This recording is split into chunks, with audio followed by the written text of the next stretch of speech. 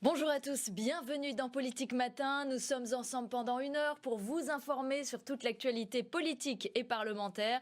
Et pour nous accompagner ce matin, Olivia Grégoire, bonjour. Bonjour. Et bienvenue, vous êtes député La République En Marche de Paris, porte-parole du groupe à l'Assemblée. Alors vous nous direz comment le gouvernement vit ce premier grand test social aujourd'hui avec une manifestation prévue à Paris et un peu partout en France. Alors s'il est prêt à des ajustements, le gouvernement, sur les réformes de la fonction publique ou de la SNCF, et puis s'il craint un retournement de l'opinion, alors qu'aujourd'hui l'opinion est plutôt de votre côté. Dans quelques instants, Ahmed Tazir nous rejoindra pour la revue de presse. Il a lu les quotidiens pour nous. À la une, dans nos régions, Ouest France, test social, grandeur nature. Pour Ouest France, école, train, avion, jour de turbulence. Enfin, pour la Voie du Nord, jeudi noir, point d'interrogation. À 9h, Pierre Laurent, secrétaire national du Parti communiste français, nous rejoindra avant d'aller manifester aux côtés des fonctionnaires et des cheminots.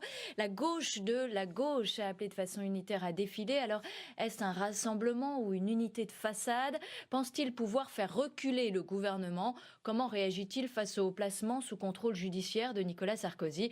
Nous allons, entre autres, lui poser toutes ces questions. Et puis, si vous aussi, vous avez des questions à poser ou si vous souhaitez tout simplement intervenir dans cette émission, rendez-vous sur Twitter et avec le hashtag PolMat. Mais tout de suite, ce que nous avons retenu dans l'actualité de ce jeudi 22 mars.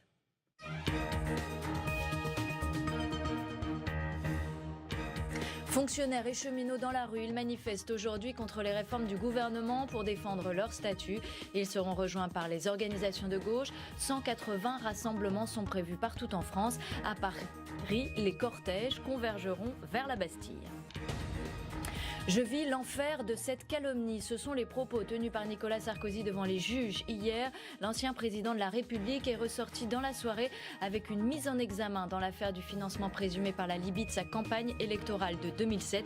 Il a été placé sous contrôle judiciaire.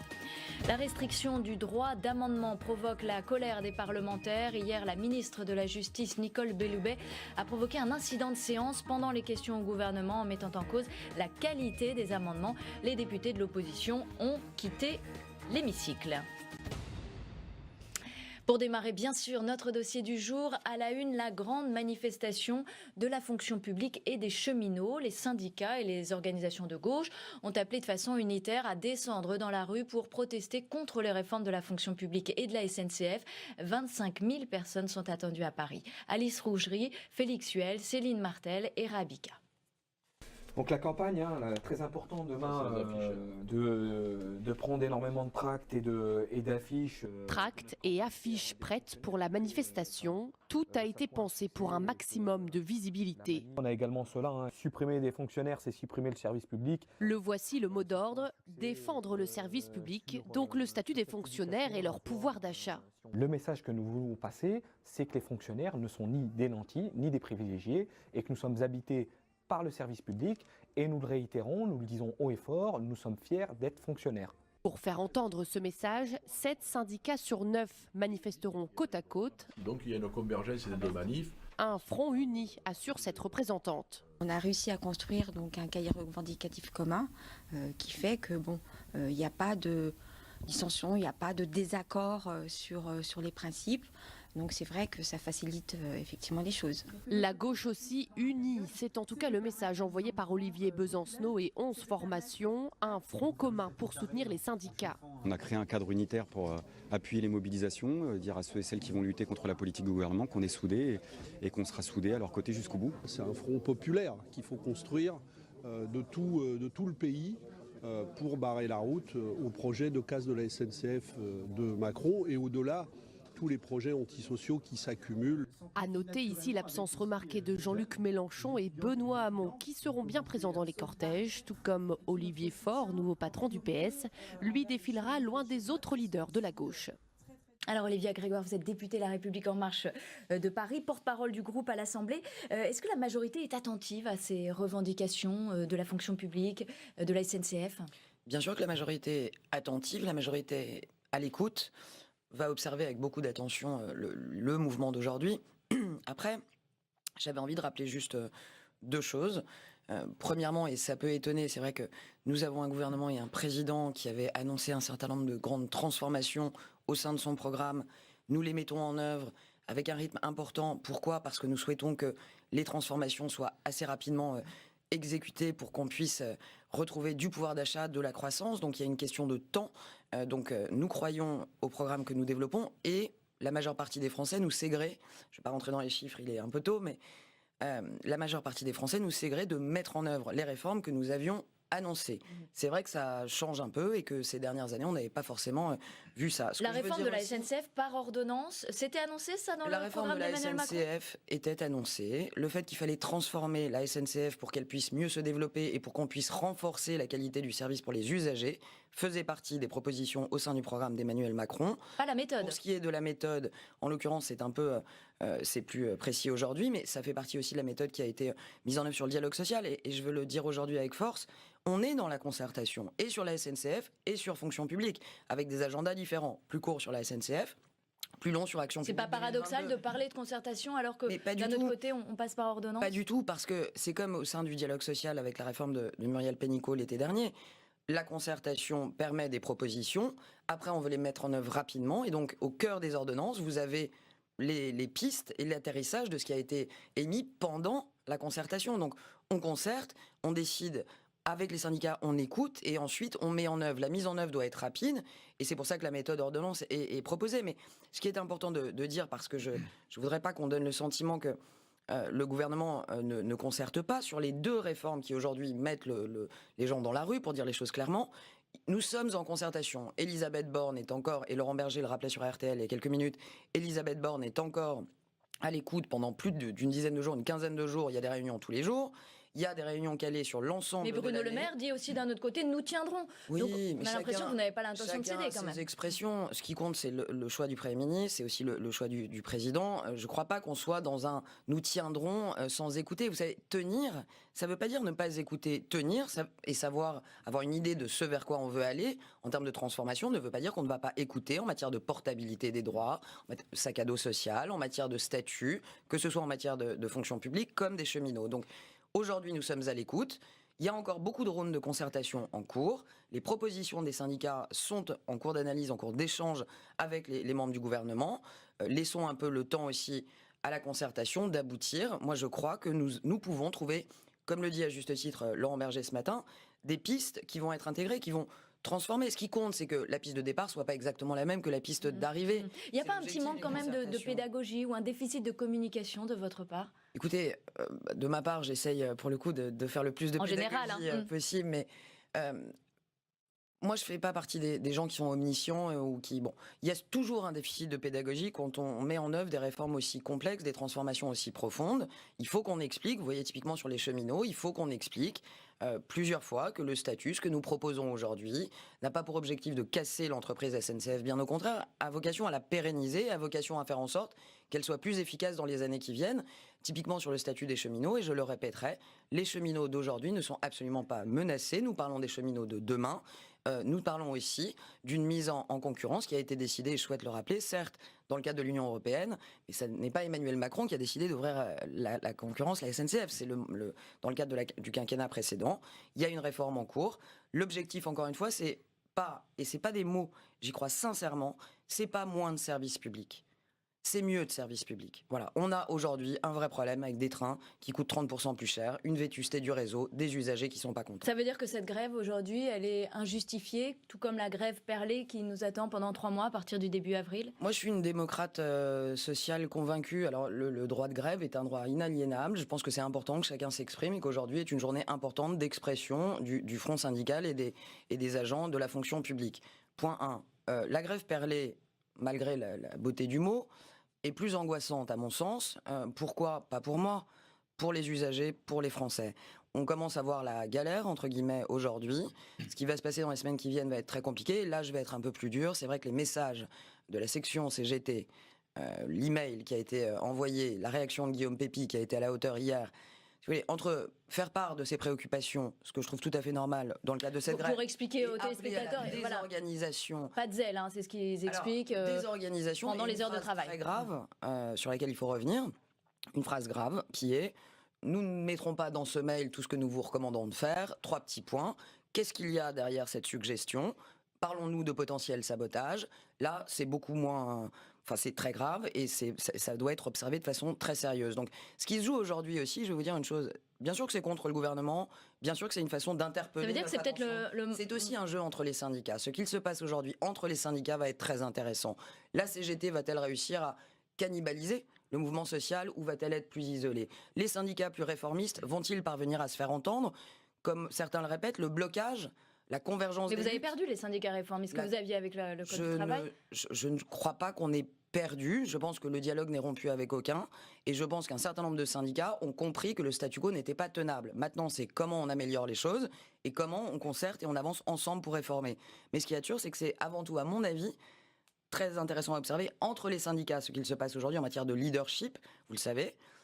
Et c'est aussi une action contre le gouvernement. Mais c'est un jeu de bataille entre les syndicats. Est-ce qu'on n'est pas à l'aune d'un grand mouvement social ? Est-ce qu'on n'est pas à un point de rupture, peut-être, du quinquennat ? Vous savez, bien évidemment, je ne l'espère pas. Je ne le pense pas. Je pense qu'une majorité de Français ont élu Emmanuel Macron en partie pour transformer ce pays et qu'aujourd'hui, on nous sait gré d'une chose, même si ça n'est pas facile, c'est de mettre en œuvre les réformes structurelles dont le pays a besoin. Et il est vrai qu'à cette heure encore, nous avons, pour le coup, le soutien de l'opinion. Et c'est important parce que, je l'explique souvent, si on ne le fait pas aujourd'hui, si on ne réforme pas en matière de SNCF ou de fonction publique, les missions, par exemple, des agents publics, ce sera moins de services publics et ce sera moins de services pour les usagers aussi dans les années qui viennent. Des billets de train notamment plus chers, un réseau encore plus vétuste. L'objectif, c'est d'aller mieux, c'est pas d'en faire moins. Alors Olivia Grégoire, Ludovic Faux est avec nous sur ce plateau. Bonjour Ludovic. Bonjour. Quelle est la stratégie d'Emmanuel Macron et du gouvernement face à cette mobilisation aujourd'hui ? Eh bien, on le comprend à travers les réponses d'Olivia Grégoire. Il y a une double stratégie. D'abord, concernant la SNCF, le gouvernement met en avant la concertation en cours tout en affirmant qu'il ne reculera pas sur les grands principes de la réforme. De ce point de vue, le conflit social qui commence sera un test important pour la suite du quinquennat. Ensuite, passé la journée de mobilisation d'aujourd'hui, le gouvernement fait le pari que la grève perlée annoncée pour les 3 prochains mois rendra le mouvement des cheminots impopulaire. Mais ce pari est à double tranchant car les Français pourraient aussi reprocher au gouvernement de ne pas avoir su empêcher un mouvement, une grève qui va forcément leur compliquer la vie.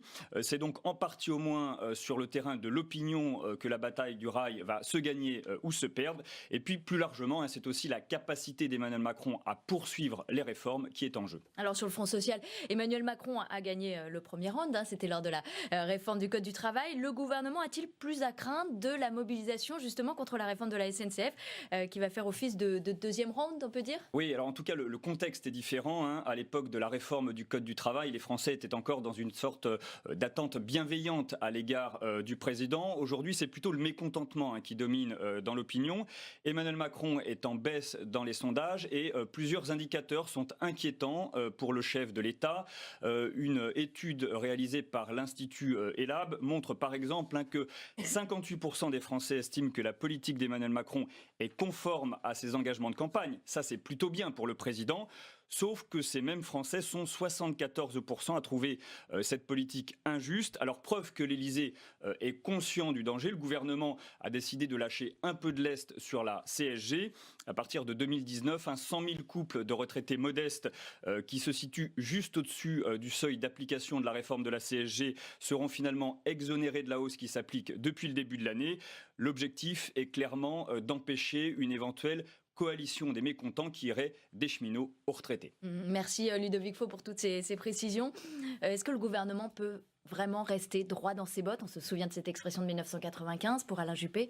C'est pas du tout l'état d'esprit du gouvernement, d'être droit dans ses bottes. Vous savez, l'ADN d'En Marche, et c'est comme ça qu'on a fonctionné depuis 2016, c'est l'écoute et c'est comme ça que le programme a été mis en place. On est à l'écoute, ça n'est pas parce qu'on est en phase de réforme que nous ne sommes pas à l'écoute. Vous parlez de chiffres et je les trouve très intéressants.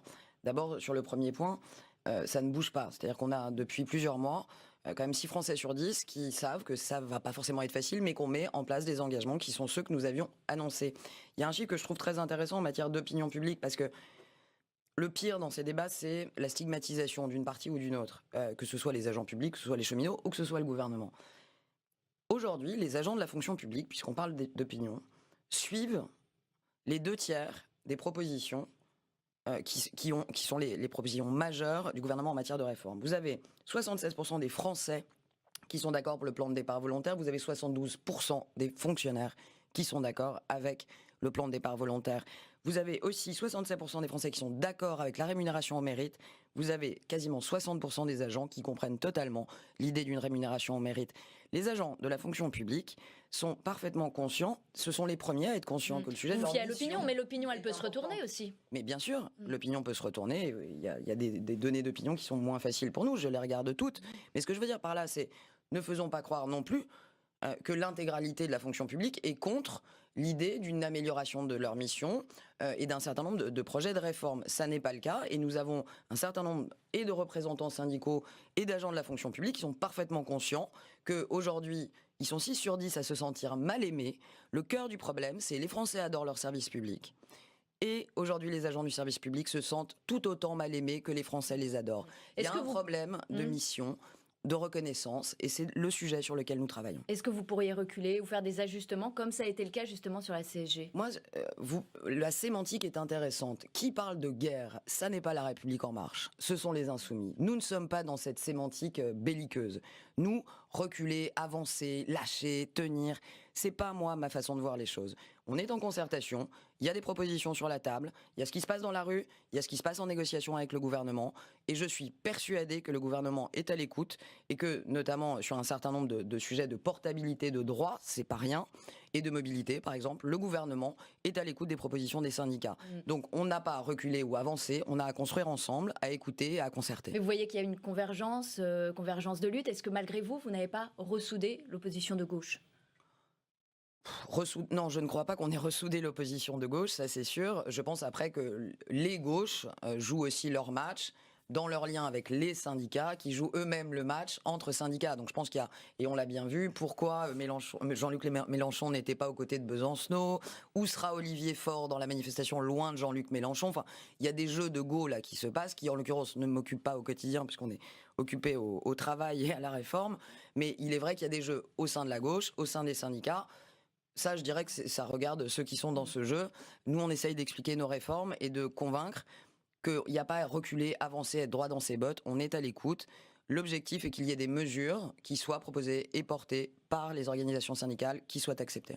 On va poursuivre l'actualité avec vous et avec cette mise en examen de Nicolas Sarkozy dans l'enquête sur les soupçons de financement libyen de sa campagne de 2007.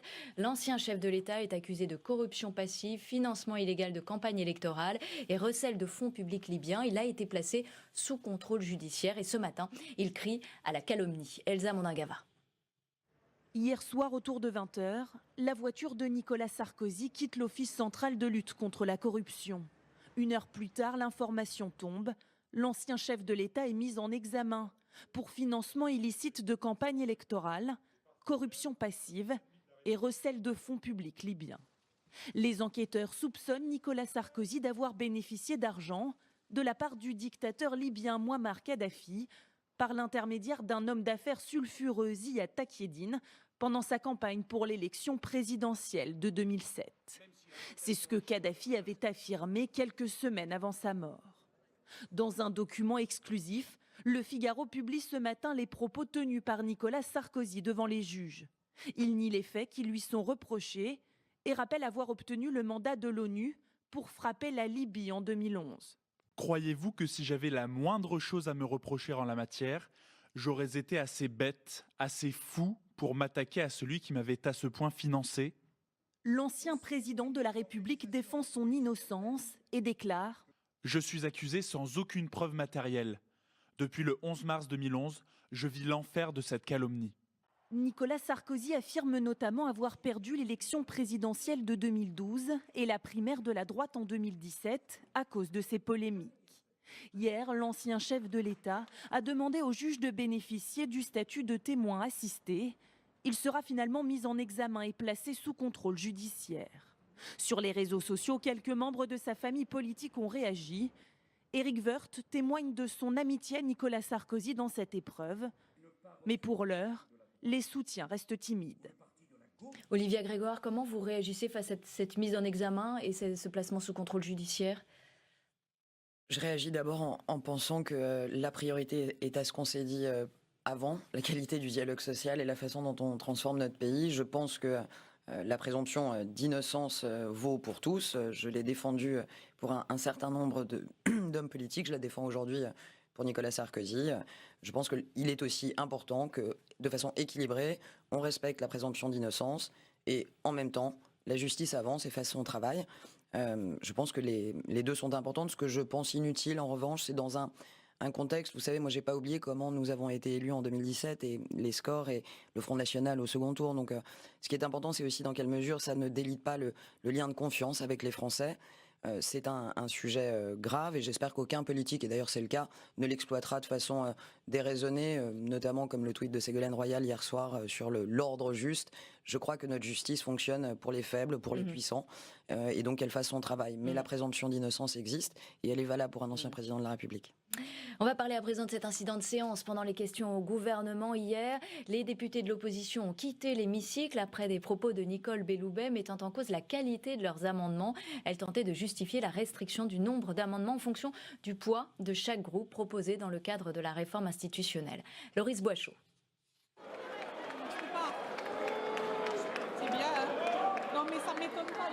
Un hémicycle vidé de son opposition, de la France insoumise au Front National. Ces élus sont ulcérés par la réponse de la ministre de la Justice à un député Les Républicains. En cause, la volonté du gouvernement de limiter le droit d'amendement en fonction de la taille des groupes politiques. Nous ne pouvons pas accepter que l'opposition soit muselée, sauf à considérer, et c'est peut-être votre cas, mais j'en doute quand même, vous allez nous rassurer, monsieur le Premier ministre, sauf à considérer qu'un bon opposant est un opposant bâillonné, muet, et qui ne pourrait pas s'exprimer. Nous ne voulons pas être les muets du sérail ici. Je ne suis pas sans savoir, comme vous, que l'amendement fait partie du droit d'initiative législative. Mais je crois, monsieur le député Gosselin, qu'il faut cesser de confondre la forme, c'est-à-dire le nombre, et le fond, c'est-à-dire la qualité. Vous avez, messieurs les députés, adopté sous la précédente législature 60 000 amendements, alors même que vous aviez débattu. Impossible pour la ministre de terminer sa réponse face aux huées de l'opposition. Nous poursuivons notre séance de questions. Pas de suspension de séance, mais à l'extérieur de l'hémicycle, les députés dénoncent le bâillonnement du Parlement. La prochaine étape, c'est quoi? Elle va décider ce qu'il y a dans les amendements. On aura le droit à une censure préalable peut-être de la part du gouvernement sur cette liberté fondamentale qui est celle d'amender pour les députés. On est en pleine technocrature. On estime qu'un gouvernement devrait apprécier un amendement en fonction de sa qualité. C'est absolument inacceptable. Nicole Belloubet se justifie. L'intensité du travail législatif peut se mesurer à d'autres types de travaux que par une multiplication parfois d'amendements qui redisent exactement la même chose. S'il veut réformer le droit d'amendement dans la future révision constitutionnelle, le gouvernement devra convaincre les parlementaires. Le président de l'Assemblée nationale s'est déjà dit défavorable à cette proposition. Est-ce qu'il y a une volonté là de bâillonner l'opposition, Olivia Grégoire ? Aucune volonté de bâillonner l'opposition, un certain talent des oppositions à faire du spectacle. C'est vrai que nous, on est là pour plutôt travailler. Certains font du spectacle. Vous savez, amender, c'est proposer. Amender, c'est pas faire des demandes de rapport ou faire des demandes de suppression ou faire des demandes de modification de textes rédactionnels. C'est majoritairement, en tout cas, pour la gauche de la gauche, la pratique actuelle à l'Assemblée. Beaucoup de demandes de rapport. Nous sommes attentifs aux propositions. Hier, c'était un spectacle. Ils ont souhaité faire dire à la garde des Sceaux ce qu'elle n'avait pas dit. C'est un rôle de spectacle.